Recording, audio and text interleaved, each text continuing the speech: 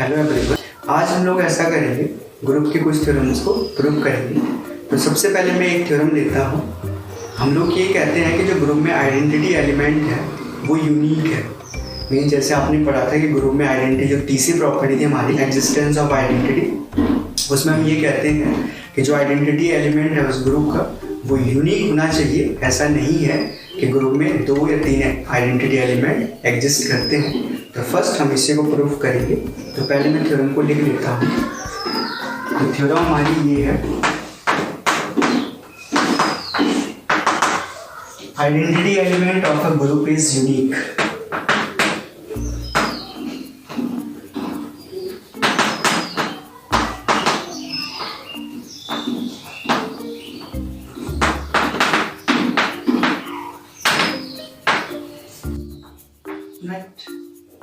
तो हमें identity element को दिखाना है कि वो यूनिक है ग्रुप में। तो इसको कैसे हम लोग प्रूफ करेंगे?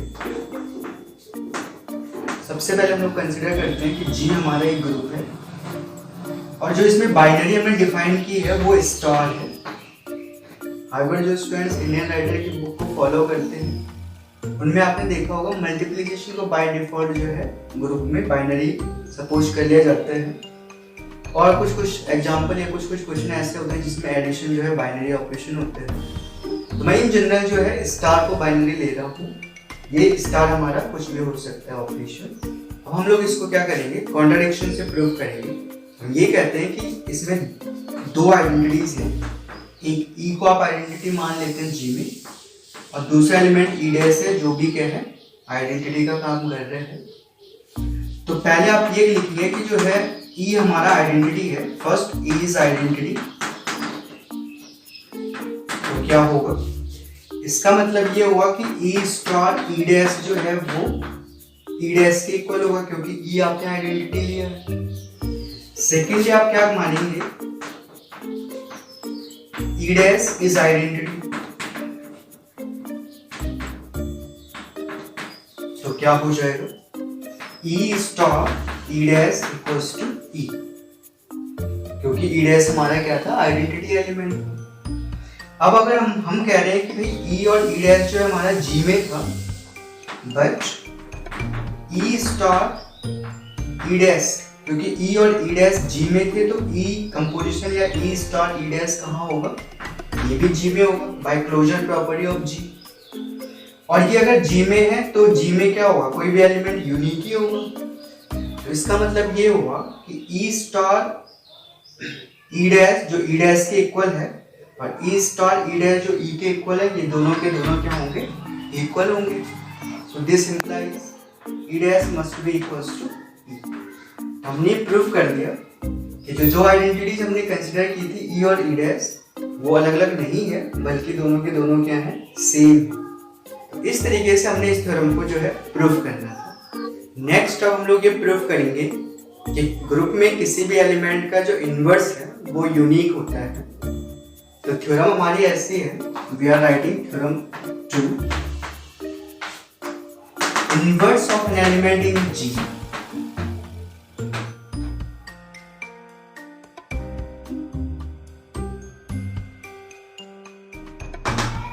Is unique. मीन्स अगर हमारे पास, अगर हम ये लेट करते हैं कि ए कोई एलिमेंट है जी में, तो इसका मतलब ये हुआ कि ए का जो इनवर्स है, लेट्स सपोज मैं उसको ए इनवर्स से रिप्रेजेंट कर रहा हूँ, इज यूनिक। अब हम लोग कैसे इसको प्रूफ करेंगे, इसको भी हम लोग कॉन्ट्राडिक्शन से प्रूफ करेंगे। हम ये कहते हैं लेट ए जो है अगर जी में है एंड इसके 2 इनवर्स हैं, एक तो बी आप मान लीजिए और दूसरा इसका जो इनवर्स है उसको आप सी मान लीजिए। तो यहाँ पे आप लोग एंड की कंडीशन पुट कर लीजिए कि ए इनवर्स जो है बी है एंड ए इनवर्स जो है सी के इक्वल है। मींस ए के 2 इनवर्स है बी और C. So now by the definition of inverse A star B जो है आइडेंटिटी के इक्वल होगा, और अगर ई जो है ग्रुप में आइडेंटिटी है, और ए स्टार सी जो है ये भी किसके इक्वल होगा, ई के इक्वल होगा। Now both these results are equals to E, it means A star B must be equals to A star C. Now since A was in G, तो A का इनवर्स भी G में exist करते हैं, तो आप A inverse से left side से इस इक्वेशन में कंपोज करवा दीजिए। तो आप देखोगे by associative property A inverse composition with A, composition with B, A inverse composition with A and composition with C. A inverse A will give you identity. यहाँ पे भी A इनवर्स कंपोजिशन A, या जिससे मैं read कर रहा हूँ A inverse star A, ये भी E के इक्वल हो जाएगा। तो यहाँ से आपके पास क्या जाएगा, B इक्वल्स टू C। इसका मतलब हमने जो A के इनवर्स कंसिडर किए थे B और C, वो दोनों डिफरेंट नहीं है, बल्कि दोनों के दोनों क्या है, सेम है। अब एक चीज आपने इंपॉर्टेंट ध्यान देनी है, यहाँ पे जो ये स्टेप था ये क्रिटिकल स्टेप है। अगर आप A इनवर्स की कंपोजिशन ना भी करवाते हैं, जिन स्टूडेंट्स को ये पता है कि ग्रुप में कैंसिलेशन लॉ जो है होल्ड करते हैं, whether it is left cancellation और राइट कैंसिलेशन, तो आप यहाँ पे लेफ्ट कैंसिलेशन लॉ लगा के भी इसको A को यहाँ से हटा सकते हैं और B इक्वल्स टू क्या हो जाएगा, C हो जाएगा। तो मैं एक बार फिर से रिपीट कर देता हूँ, जो स्टूडेंट्स इंडियन राइटर की बुक पढ़ रहे होंगे उनमें ये एक्सप्रेशन इस तरीके से लिखा होगा। मैं यहाँ पे लिख के आपको बता देता हूँ, जैसे A star B equals to मैं E लिख रहा हूँ, तो वहाँ पे मल्टीप्लिकेशन लिखा होगा A into B equals to E, और यहाँ पे लिखा होगा A into C equals to E, और इसी तरीके से आगे प्रोसीड क्या होगा, B equals to C by left cancellation. तो आपकी बुक में जो भी लिखा होगा आप ये मत सोचिएगा कि डिफरेंट है, वो सेम ही है, बट इन जनरल हम लोग जो बाइनरी है वो हमेशा स्टार ही कंसिडर करेंगे। बट जिन बुक्स में, बट जो इंडियन राइटर्स की बुक है उनमें मल्टीप्लिकेशन को जो है बाय डिफॉल्ट बाइनरी लिखा होगा, या अधिकतर केसेस में एडिशन हो सकता है। नेक्स्ट अब हम लोग प्रूव करेंगे रिवर्सल लॉ। तो रिवर्सल लॉ क्या हुआ करता है,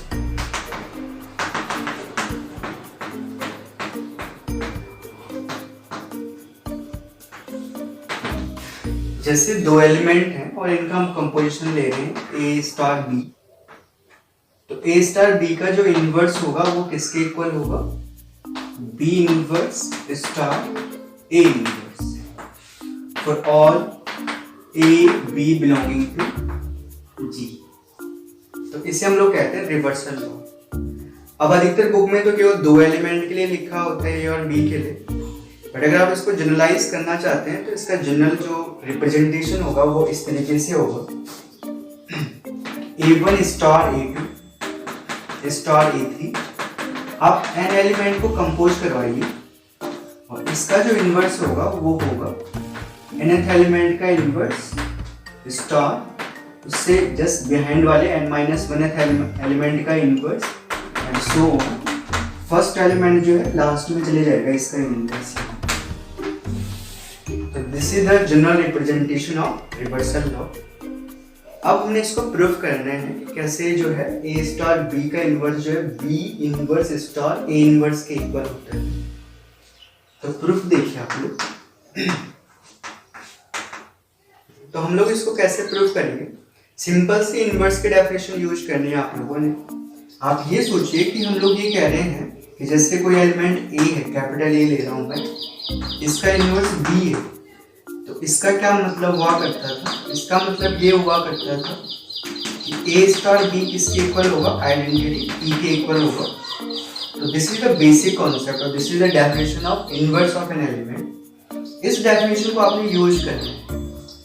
A स्टार B का इनवर्स ये एलिमेंट है, इसका मतलब A स्टार B को अगर मैं इस एलिमेंट के साथ कंपोज करवाऊंगा तो हमारे पास आइडेंटिटी एलिमेंट आना चाहिए। हम ऐसा करते हैं, A स्टार B को कंपोज करवाते हैं B inverse composition with A inverse के साथ और देखते हैं कितना आता है।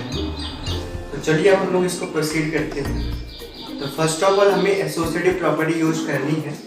तो ये क्या हो जाएगा, A star B star B inverse star A inverse. अब आप यहाँ पे देखोगे बी जो है बी इनवर्स के साथ कंपोज हो रहा है, तो इसका मतलब यहाँ पे क्या आ जाएगा आइडेंटिटी। अगर ई जो है आइडेंटिटी है, बाकी एलिमेंट ऐसा चाहेंगे। ई की कंपोजिशन आप किसी भी एलिमेंट के साथ करवाते हैं ग्रुप के, तो वही एलिमेंट वापस आते हैं। ये ए स्टार ए इनवर्स हो जाएगा, A star A inverse equals to E again identity के इक्वल। इस एलिमेंट की कंपोजिशन जब हम इस एलिमेंट के साथ कर रहे हैं तो ये किसके इक्वल आ रहा है, ई के। तो बाय डेफिनेशन क्या होना चाहिए था, ए स्टार बी का जो इनवर्स है वो B inverse star A inverse के इक्वल होगा। इस तरीके से आप रिवर्सल लॉ को प्रूव करते हैं।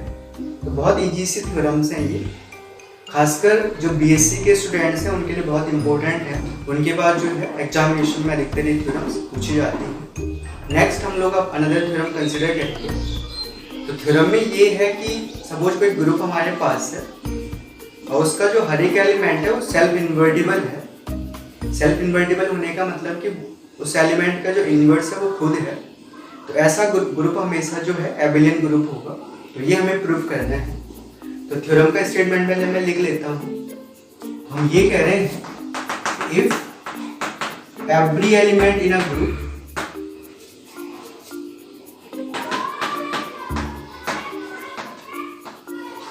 G is self-invertible,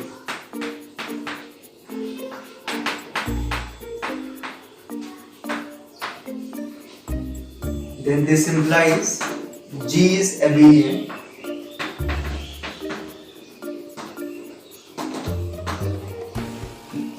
So hope so आपको याद होगा कि एबिलियन ग्रुप क्या हुआ करते थे। एबिलियन ग्रुप वो होते हैं जिनमें कॉम्पिटिटिविटी होल्ड करती है। तो जो स्टूडेंट्स नहीं आए और जिनको नहीं पता है एबिलियन ग्रुप क्या होते हैं, वो पुराने वाले लेक्चर को एक बार जरूर देख लें, फिर उनको ये थ्योरम जो है इजीली समझ आ जाएगी। तो अब थ्योरम में ये बोला हुआ है कि every element is self invertible. इसका मतलब ये हुआ जब आप इसका प्रूफ लिखेंगे, इफ ए कोई एलिमेंट है जी में, तो ए का इनवर्स जो है वो खुद ए है। या आप ए की कंपोजिशन बोथ साइड करवा दीजिए, ए कंपोजिशन ए इनवर्स हो जाएगा आइडेंटिटी के इक्वल। और सपोज हम ऐसा करते हैं ए स्टार ए को लिख लेते हैं ए स्क्वायर। इसका मतलब ये हुआ कि ग्रुप का जो भी एलिमेंट है उसका स्क्वायर आइडेंटिटी के इक्वल है। तो काफी बार जो है कुछ बुक्स में ये थ्योरम ऐसे भी लिखी जाती है कि if in a group every element has a order 2 then that group is abelian. अब ऑर्डर ऑफ एन एलिमेंट क्या होते हैं, किसी भी एलिमेंट की लीस्ट पॉजिटिव इंटीग्रल पावर अगर हम रखें ताकि वो क्या हो जाए आइडेंटिटी के इक्वल आ जाए, या यूं कहिए कि किसी भी एलिमेंट को हम कितनी बार उसी एलिमेंट के साथ कंपोज करवाएं ताकि आइडेंटिटी आ जाए लीस्ट टू लीस्ट टाइम, वो नंबर जो होगा वो पॉजिटिव लीस्ट नंबर उस एलिमेंट का ऑर्डर हो जाता है। तो सबसे पहले ऐसा करता हूँ मैं, ऑर्डर ऑफ एन एलिमेंट आपको डिफाइन करता हूँ। तो जैसे ए हमारा जी में है, देन हम ये कहते हैं कि least positive integer and suppose such that a star dot dot dot star a n times, हमने a एलिमेंट को n टाइम्स a के साथ ही कंपोज करवाया और ये जो है आइडेंटिटी के इक्वल आ जाए। हम लोग ऐसा लिखें a to the power n जो है वो e के इक्वल आ जाए, और n जो है ऐसा जो लीस्ट पॉजिटिव नंबर होगा, तो हम कहते हैं कि जो लीस्ट पॉजिटिव इंटीजर है यही ऑर्डर है इस एलिमेंट a का, राइट। तो होप सो आपको ऑर्डर ऑफ एन एलिमेंट समझ आ गया होगा। तो वापस इस थ्योरम पर आते हैं। तो मैंने वही कहा कि कुछ बुक्स में ऐसा भी लिखा हुआ है थ्योरम को कि अगर किसी ग्रुप में हर एक एलिमेंट का ऑर्डर 2 है तो वो ग्रुप क्या हो जाएगा, एबिलियन ग्रुप हो जाएगा। तो अब हम इसको कैसे प्रूव करेंगे, हम ऐसा करते हैं, लेट 2 एलिमेंट ले लीजिए जो जी में है, क्योंकि हम कह रहे हैं कि हर एक एलिमेंट का ऑर्डर 2 है या हर एक एलिमेंट सेल्फ इन्वर्टिबल है। इसका मतलब ये हुआ कि ए स्क्वायर ई के इक्वल है एंड बी स्क्वायर जो है वो ई के इक्वल है। अब क्योंकि ए और बी जी में है तो दिस इम्प्लाइज कि ए कंपोजिशन बी या ए स्टार बी कहाँ होगा, जी में होगा। अब जी के जो भी एलिमेंट है उनके लिए ये प्रॉपर्टी सेटिस्फाइड हो रही है कि ए स्टार बी का जो स्क्वायर है वो अगेन ई के इक्वल आ रहा है। इसका मतलब फिर हम इसको डिराइव करेंगे ए स्टार बी, इसका स्क्वायर होने का मतलब है कि ए स्टार बी को ए स्टार बी के साथ ही कंपोज किया जा रहा है। तो हम इसको लिखेंगे A star B star A star B equals to E. Associative property use कीजिए A star B star A star B equals to E. और अब आप ऐसा करिए, इस एक्सप्रेशन के लेफ्ट में ए इनवर्स से कंपोज करवाइए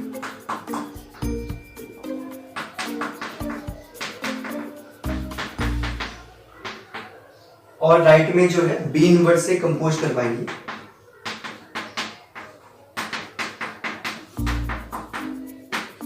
तो आप देखोगे ये तो आइडेंटिटी हो जाएगा, ये वाला पार्ट भी आइडेंटिटी हो जाएगा और आइडेंटिटी एलिमेंट को आप यहाँ से सीधे सीधे रिमूव कर सकते हैं। तो ये आ जाएगा बी स्टार ए।